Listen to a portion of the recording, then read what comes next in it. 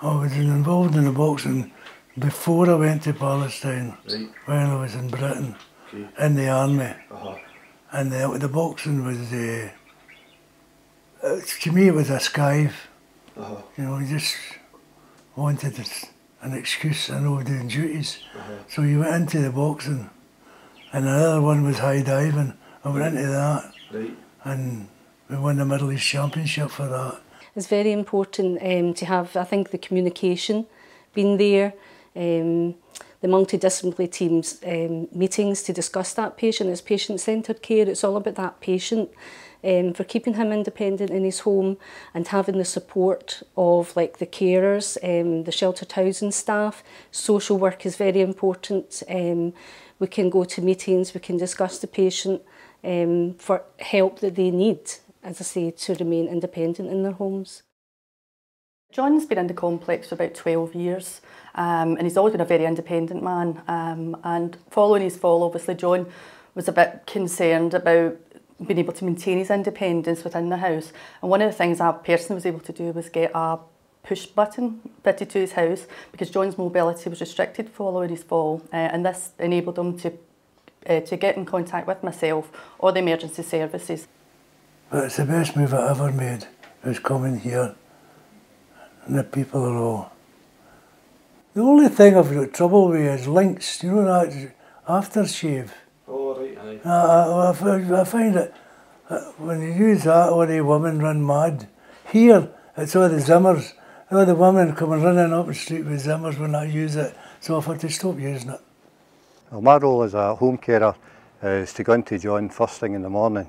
I'm usually his first visitor that he gets in the morning, so my main concern is to make sure that John's health is okay. That is paramount. After that, I would make sure he's got his, and then make him his breakfast. Generally have a chat to him and just make sure that he's okay and I feel he's okay. We have what we call a care diary.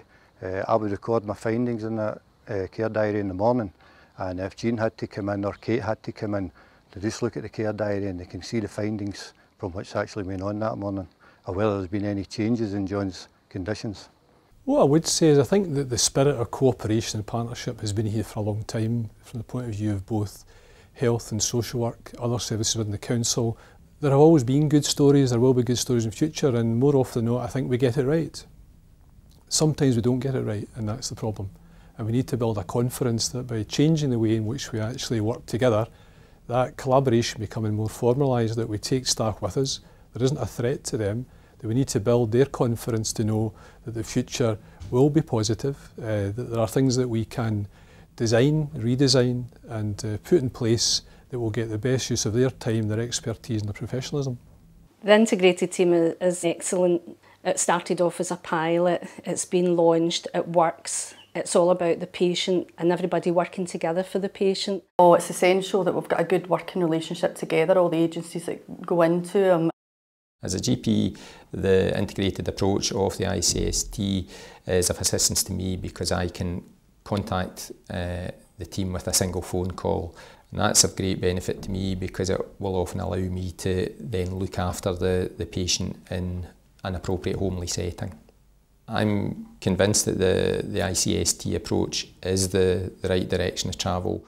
I'd like to think I've seen John coming on leaps and bounds from when I first went in to see him.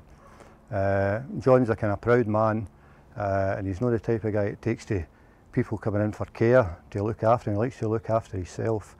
But with our team, it's all about supporting his independence. So we go in there and we support his independence as much as we possibly can, let him do as much as he possibly can himself, and that makes him feel a good part of the community himself, and he's managing himself. So that gives us great satisfaction to see coming from down where he's been down and he's back up to where he should be again, and managing to look after himself to, I would say, at least 85–90%. Oh, without a doubt, you know, whether individually you get to, but it all comes together. To me, one goes away and the other one comes in, and vice versa, and there's always somebody there to look after us, and look after us they do, you know.